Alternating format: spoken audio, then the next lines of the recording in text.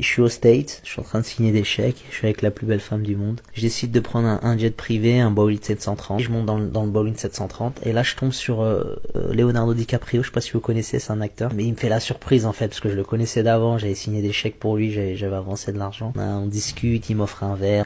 Et moi je suis toujours dans un esprit de businessman, tu vois, de business plan.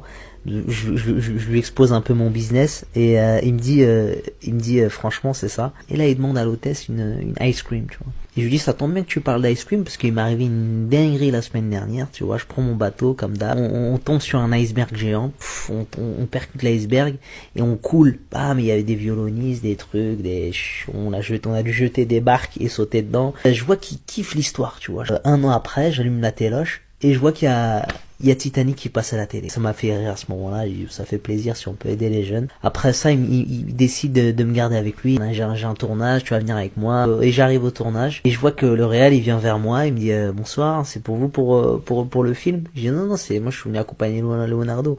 Il me dit ah non, aujourd'hui ça va être vous aujourd'hui. Je dis moi je veux que vous. Il me dit comme ça, je veux que vous. Il vient me voir comme ça, il me dit vends-moi ce stylo.